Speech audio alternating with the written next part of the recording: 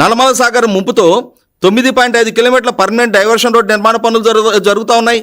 మోంతా తుఫాన్ కారణంగా దెబ్బతిన్న ఫీడర్ కెనాల్ గండ్లు పూడ్చి జంట సొరంగాల్లో డీవాటరింగ్ పనులు పూర్తి చేసి లైనింగ్ పనులు జరుగుతూ ఉన్నాయి.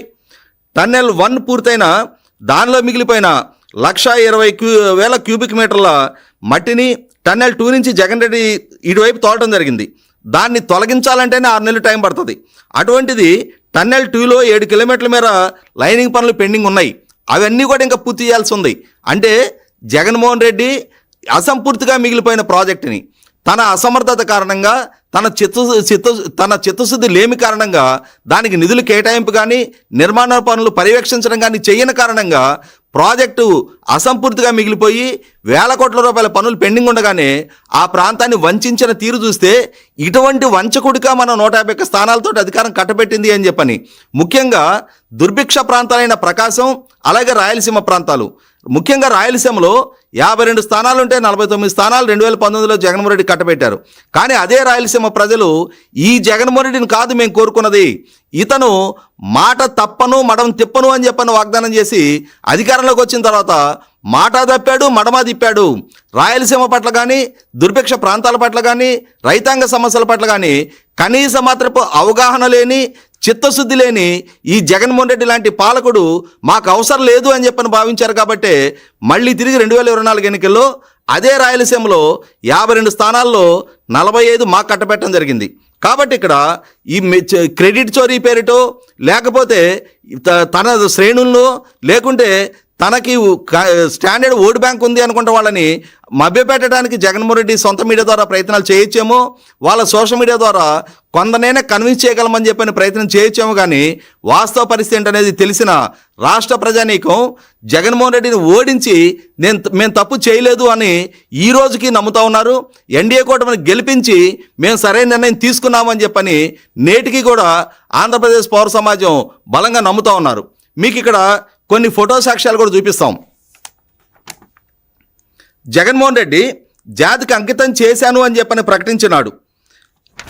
ఇదిగోండి, టన్నెల్ 1లో 1,20,000 క్యూబిక్ మీటర్ల మట్టి నిల్వలు. ఈ మట్టి నిల్వలు ఉన్న కారణంగా లైనింగ్ ప్రక్రియకు వెళ్లాల్సిన వెహికల్స్ కూడా టన్నెల్లో ట్రావెల్ చేయలేని పరిస్థితి. అలాగే అతను ప్రాజెక్టు జాతికి అంకితం చేశాను అని చెప్పని ప్రకటించినాడు. 6,940 మీటర్ల లైనింగ్ ప్రక్రియ కూడా నిలిచిపోయి ఉండి లైనింగ్ చేయాల్సిన అటువంటి టన్నెల్ని మేము పూర్తి చేసేసాం, జాతికి అంకితం చేశామని చెప్పని ప్రకటించిన తీరు 2019-24 మధ్యకాలంలో జగన్మోహన్ రెడ్డి పాలనా హయాంలో కేవలం 702 మీటర్ల లైనింగ్ ప్రక్రియ జరిగితే, అటువంటిది మా పాలనా హయాంలో 3,705 మీటర్ల లైనింగ్ ప్రక్రియ ముగించి ఇప్పుడు లైనింగ్ ప్రక్రియ పూర్తయిపోయిన టన్నెల్ ఫోటోలు చూడండి. అలాగే రెండో టన్నెల్లో 11.5 కిలోమీటర్ల దగ్గర టీబీఎం మిషన్ ఇరుక్కుపోయి ఉన్న దృశ్యం. దీన్ని తొలగించే ప్రక్రియ కూడా జగన్మోహన్ రెడ్డి హయాంలో కనీసం ఆ విధమైన ప్రయత్నం కూడా చేయకపోవటం, నేటికి ఆ టీబీఎం మిషన్ అలాగే ఉండిపోవటం, ఆ టీబీఎం మిషన్ని తొలగించే ప్రక్రియ ఇప్పుడు మా పాలనా హయాంలో మేము మొదలు పెడుతూ ఉన్నాం. కాబట్టి ఇరిగేషన్ రంగం పట్ల, దుర్భిక్ష ప్రాంతాల పట్ల, దుర్భిక్ష ప్రాంత సమస్యల పట్ల, అక్కడ ప్రజల ఆదాయ వనరులు పెంచడం పట్ల, అక్కడ ప్రజలకి సురక్షితమైన తాగునీరు అందించడం పట్ల అవగాహన, చిత్తశుద్ధి, అంకితభావం కలిగిన ఎన్డీఏ కూటమి ప్రభుత్వం, చంద్రబాబు నాయుడు గారు, పవన్ కళ్యాణ్ గారు, అలాగే మా ఇరిగేషన్ శాఖ మంత్రి రామానాయుడు గారి ఆధ్వర్యంలో ఆ ప్రాంత ప్రజల పట్ల కనపరుస్తున్న చిత్తశుద్ధి. అలాగే ఇక్కడ ఒక అంశం కూడా గుర్తు చేసుకోవాల్సి ఉంది.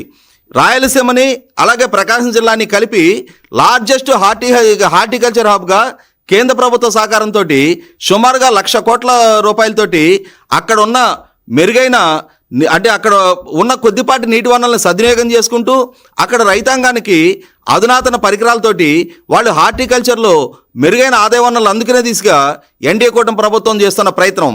సుమారుగా 40,000 కోట్లకు పైగా కేంద్ర ప్రభుత్వం తన కంట్రిబ్యూషన్గా ఈ ప్రాజెక్టుకి సహకరించడం, సుమారుగా 59,000 కోట్ల రూపాయలతో పైగా ప్రైవేట్ ప్లేయర్స్ తోటి ఈ ప్రాజెక్టుకి సహకారం అందిస్తూ దాదాపుగా రాబోయే కొద్ది సంవత్సరాల్లో ఇప్పుడున్న 222 లక్షల మెట్రిక్ టన్నుల హార్టికల్చర్ ఉత్పత్తుల్ని 480 లక్షల మెట్రిక్ టన్నుల హార్టికల్చర్ ఉత్పత్తికి పెంచాలి అని చెప్పని, ఆ ప్రాంత ప్రజల ఆదాయ వనరులు పెరగాలి అని చెప్పని, వాళ్ళ జీవన ప్రమాణాలు మెరుగుపడాలి అని చెప్పని మా ప్రభుత్వం చేస్తున్న చిత్తశుద్ధిని అంకితభావాన్ని ఆ ప్రజలు రియలైజ్ అవుతూ ఉన్నారు. ఇటువంటి పరిస్థితుల్లో జగన్మోహన్ రెడ్డి ఎన్ని విష ప్రచారాలకు పాల్పడ్డా, ఎంతగా క్రెడిట్ చోరీ పేరిట మా మీద నిందలు మోపే ప్రయత్నం చేసినా వాస్తవ పరిస్థితి ఏంటనేది ఆ ప్రజలకి తెలుసు, రాష్ట్ర ప్రజలకి, అలాగే ముఖ్యంగా మమ్మల్ని నమ్మి ఓట్లేసిన ప్రతి ఓటరు కూడా తెలుసు.